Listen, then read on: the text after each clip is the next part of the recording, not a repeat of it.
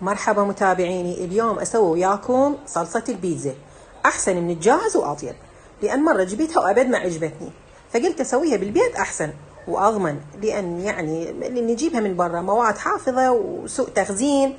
فصلصتنا مكوناتها كل سهلة وبسيطة ومتوفرة بكل بيت، وتقدرون تحتفظون بها لأطول فترة ممكنة بالفريز، 2-3 أشهر ما عليها شيء.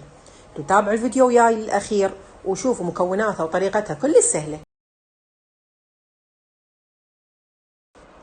هاي أنا أخذت طماطيتين بهالحجم هذا، شلت القشر من عندهم، وأخذت سن ثوم، سن واحد مو أكثر، وأخذت راس بصل هم صغير تقريبا بهالحجم هذا، أخذت فلفل أخضر، فلفل أحمر، وتقدرون تستغنون عن واحد من عندهم، وتقدرون تستبدلون الفلفل الأحمر بدبس الفليفلة. عندنا هنا خاشوقتين كبار معجون طماطة، وعندنا الزعتر البري.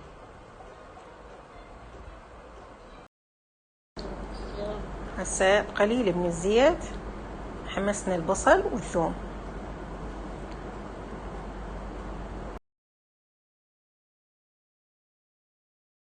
من بعد ما انحمس عندي البصل والثوم بس لا تخلوه يحترق، ضفت لهم الفلفل الأخضر والأحمر.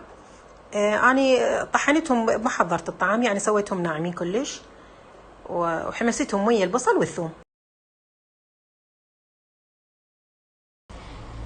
حمست البصل والثوم والفلفل، هسه نضيف معجون الطماطة. ويا ما نضيف المعجون نضيف خاشوقة الزعتر البري. ضفت قليل من الملح، اكو بيهم يخلون شكر ويا الملح، انا ما خليت. هسه كمل عندي المعجون وفصل بهالشكل هذا، يعني طلعت الزفرة مالته. نضيف الطماطة اللي قشرناها، خلطناها بالخلاط وضفتها فوقها. هسه خلينا الخليط كله بالخلاط وخلطناه كل زين. خلطنا المكونات كلها بالخلاط، هسه نرجع نخليها على النار. اوكي.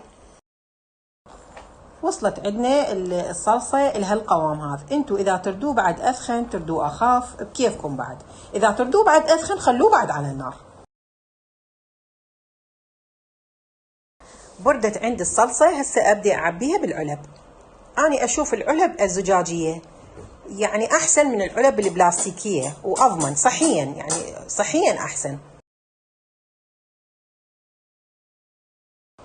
عبيت كل الكمية، وهسه اوديها للتجميد، اخليها بالفريز اطول فترة ممكنة، ما عليها شيء، 2-3 أشهر ابد ما تخرب. انتوا جربوا هاي الوصفة وانا متأكدة انتوا راح تستغنون عن الجاهز.